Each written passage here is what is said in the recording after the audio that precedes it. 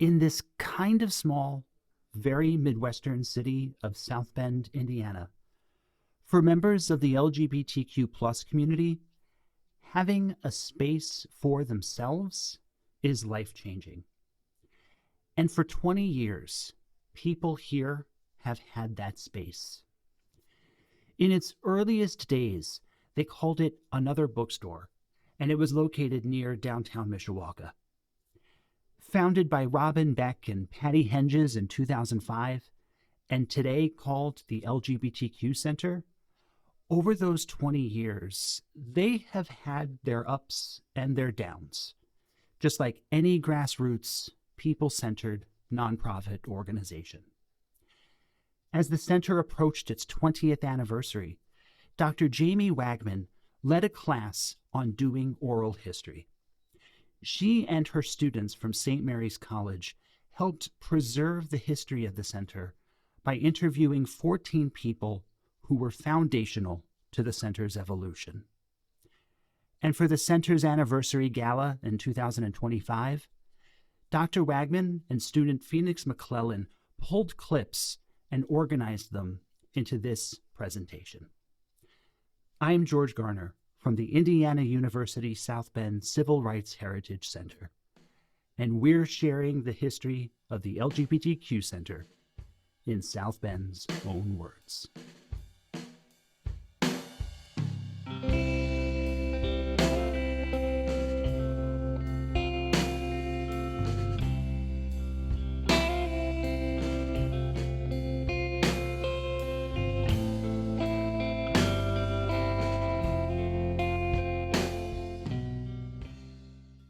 Beginnings. Well, the LGBTQ Center originally started out of Another Bookstore, which was located in 100 Center. A nice little place. It started as a little bookstore, and then they kind of added some coffee and drinks. So a nice little place to go sit and chat with people, read a book.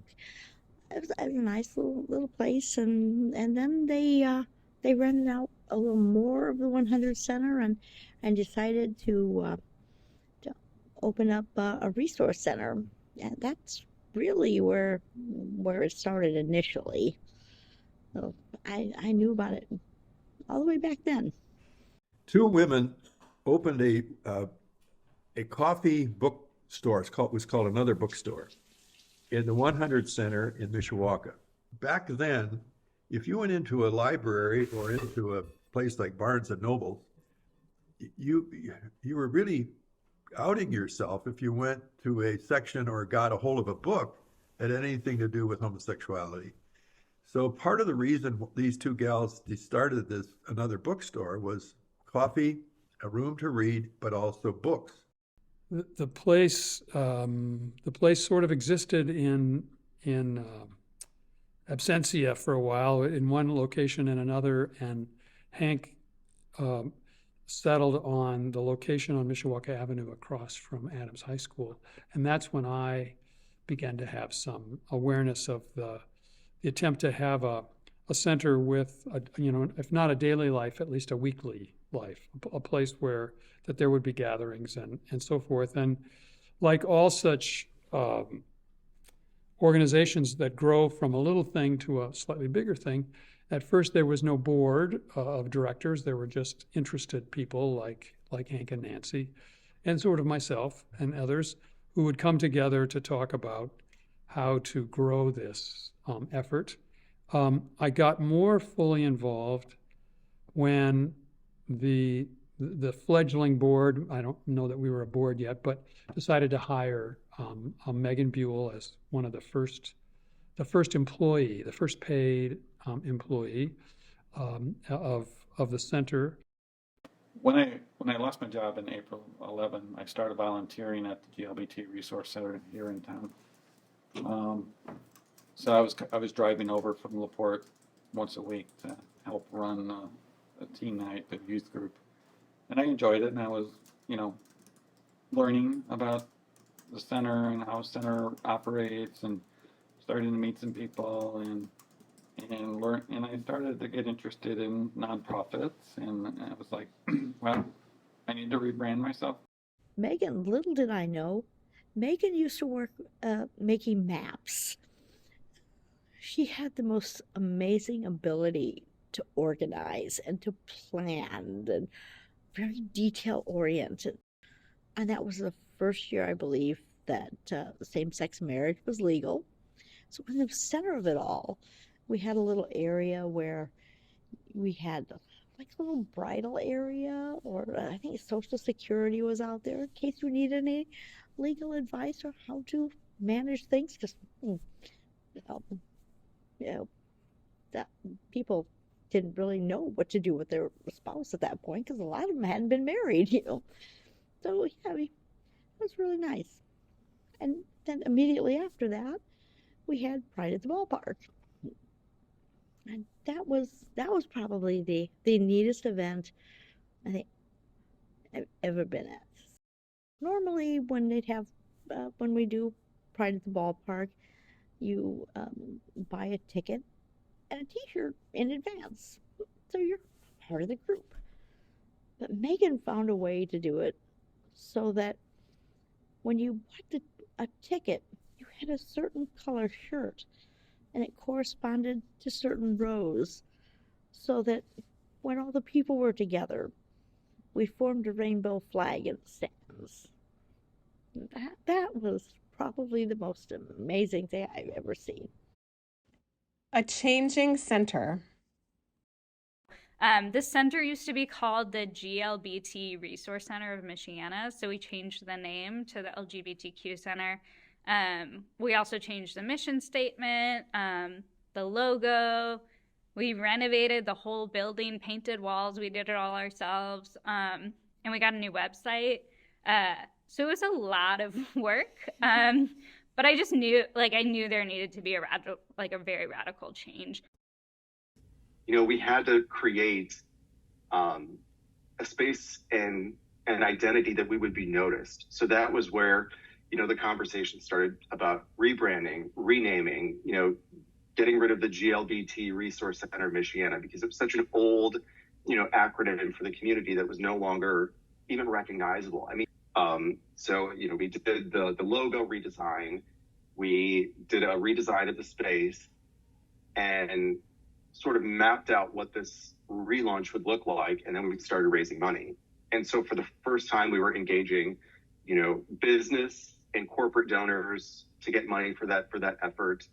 We were having house parties where we were inviting, people from other boards and things like that to raise money and just raise awareness about the community. And once it was all completed, then we had the relaunch event that sort of kicked off this new era. And we had, Mayor Pete Buttigieg at the time was there, and he came and spoke. And I look at Pete Buttigieg, I think he's made a big difference in our community just by being himself. And I think it's given permission to a lot of other people to do that. Some of them trans. I think Meghan was very courageous. There's a lot of queer people, but we're not connected together. And so for me, over the last almost now 5 years, my focus has been building that community, bringing these pockets of queer people that are doing amazing and great things, but they don't know about each other, or they don't know that, a lot of queer people exist. Right. And so that's really what I've been focusing on, is how that's, if you're thinking about your mission statement, that's my mission statement, is build community. And then everything else falls under that. Well, the center is the only center in northern Indiana. Mm-hmm. And for a lot of folks, that's also the southwestern Michigan area. People call it Michiana. Mm-hmm. So we would see folks coming out from all over to our events. And I would say that we have a large impact on this area. I think there are sometimes we would have an event and it'd be a huge hit and it'd have a huge turnout. And then other times we would think this is going to be it. This is going to be a great event. And there wouldn't be a huge turnout. Right. So I think that, we know there's queer people here, queer people live here. And while we don't have as much like established neighborhoods like you would see in larger cities, but queer people are still here and they're looking for a connection. The way that people are engaging with the center, there's a wide spectrum. I mean, we offer, like lunch and learns and a wide variety of topics, and not just stuff that's necessarily specific to queer folks, but like financial, education and mental health counseling, which is invaluable for anybody, really. And then, we do lots of social events as well. A sense of community. Yeah, we would direct them to events, and we would mainly invite them to come back to the potluck nights to start out with. Yeah.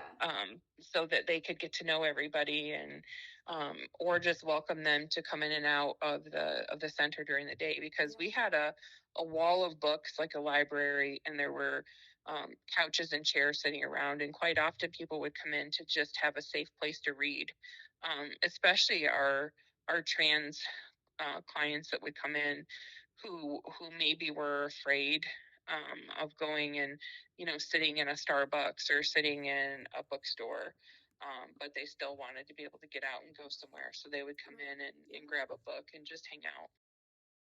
It changed like everything for me. Like it changed everything. My whole dissertation's on like chosen family for queer people, so that really started at the center. We had a chosen family feast every year when I was there during the holidays, because a lot of people have really like challenging and like family of origin experiences during the holidays, and that was sort of my first time really thinking about like queer chosen family, and like the center felt like a family in a lot of ways. The center to me right away felt like a home. The kids that would come in for Friday night groups, the adults that were coming in for the adult groups, the women's groups, the men's groups, the transgender groups, it was like old home week. I don't know how to describe it any other way. When people would come in, they'd be like so excited to see each other, and hugs, and felt so much like family, like family, chosen family. It just kind of felt like I was meant to be there. Pride. What was initially like the one thing we did for Pride, which was that small little like 5-tent thing at the community center. In 2019, we did a whole Pride week. Every day throughout, like in a week of June, you could go somewhere and there was a Pride event happening somewhere. And now we do like 6 or 7 Pride events throughout all of June. And it's for like everything. Like we do like a baseball game, we do a zoo day, we do like a mixer event. Last year we're like 5,000 easy. We hit 5,000 easy. And last year we also had 96 vendors sign up to table. So that was the largest we ever had, and we barely put any effort into it. I'm like, wow, if we actually put some effort into it, we could probably get like 200 signed up to be at this, and we would just take over the entire park. It is it feels silly to say, but at Pride last year, we had our closing out event on the 30th of June was called Cheers Queers, and it was a big dance party. It was held at Cloud Walking Cafe. We moved all the tables and chairs out of their big back room and, hung up crepe paper streamers, and we got some like disco lights and got a DJ, and it was packed. It was packed. The venue could hold like 120 people, I think. And we had the garage doors in the back were open, and people were dancing in the alley behind because we couldn't fit them all in because the fire marshal would be mad. So, and we had for most of the night, after about an hour after it started, we had an in and out, like one in, one out policy, so we could let more people in, and they were actually waiting to get in. And the freedom and joy in that space that is aspirational to me in everyday life. Like, I want everyone to feel every day like they did at that dance party, where they just could be fully themselves, as silly and like obnoxious, and loud and just joyful as possible. Backlash and challenges. Money. I used to work in animal welfare, and you can like raise money for puppies hand over fist. It is incredibly difficult to raise money for socially contentious issues. So whether that be for abortion or for queer rights, especially with the ongoing political and social attacks on the trans community, donors are really hesitant. We rely heavily on the queer community funding itself. There's the challenge of what I call demoralizing policy that it happens in different cities and different states, and even our nation. The policies that go through both the legislature, the judicial decisions, administrative decisions, all of those decisions that negatively impact the LGBTQ community is also it's kind of like a double-edged sword. It can be a motivator to get people involved and engaged, but it can also be kind of a deterrent, because people are starting to feel maybe unmotivated, as far as like they don't feel like they can do anything to stop what's happening. Protesters have showed up at our events, especially during Pride, is when that they've shown up the most. So I know before I was hired at the festival, there was a line of protesters that showed up. Our drag show, we had a whole group of protesters that showed up and tried to cause a disturbance. So they were across the street from where we were hosting the event, but luckily we had the Atheists of Northern Indiana. They came and they had huge rainbow umbrellas to kind of block out the protesters. There's a moment, and I don't know, because of the nature of the moment, I don't know if I would call it a success, but I felt like it made all the work that we did a success. And that was after the Pulse nightclub shooting.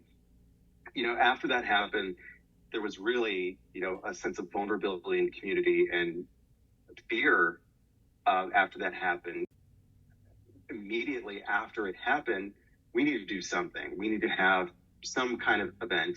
And so, we put it out on social media that we were going to have this just sort of vigil at the center and just get together and process and, remember and lean on each other. And there was a huge turnout that came to the center for that. And then we all went down to the river lights afterwards, which had been turned to, the rainbow colors, which was, something that Mayor Buttigieg had done, commissioned at the time. And he and Chastain came down there, and he gave a big speech, and there was just a huge crowd. And it was just a moment that you're like, the community needed this, and they needed a place to be together and grieve and process.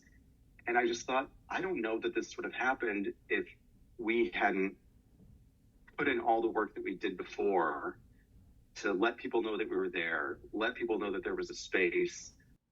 Future. Oh, my desire is that they would have an LGBTQ center in every city.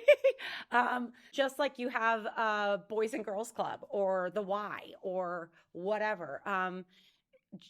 Just to have that sort of support, like I said, especially in the Midwest, I feel like that's a real struggle sometimes.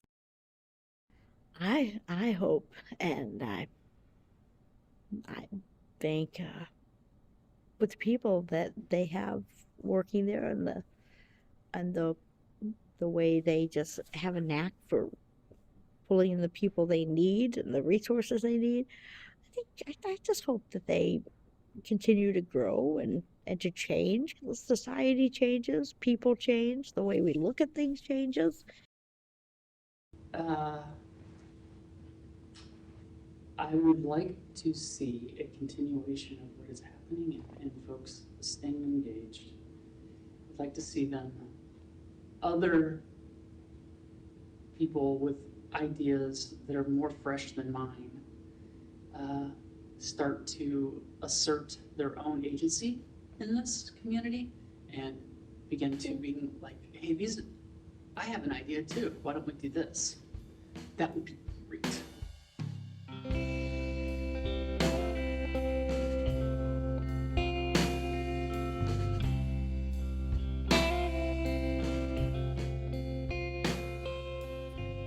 Special thanks to Dr. Jamie Wagman and Phoenix McClellan and the student interviewers from St. Mary's College. In addition to Dr. Wagman, you heard the voices of some of the many people whose time and dedication have shaped the LGBTQ Center throughout its 2 decades. Those voices were Rhonda Redman, Hank Mascotte, Phillip Schatz, Meghan Buell, Eli Williams, Drew Gardner, Nancy Mascotte, H.R. Jung, Michael McMillion, Krista Cox, Angela Hankins, Kathryn Kirk, J.D. Schock, Jamie Morgan, Derek McDowell, and Rhiannon Carlson. South Bend's Own Words is a production of the Indiana University South Bend Civil Rights Heritage Center. This episode was produced by Dr. Jamie Wagman and Phoenix McClellan from St. Mary's College, and by John Watson from the Ernestine M. Racklin School of the Arts at IU South Bend. It was hosted by me, George Gardner. Kevin Tidmarsh was its co-creator, and its theme music was by Josh Woodward. Are you looking for more honest history of South Bend? Uncover more at crhc.iusb.edu.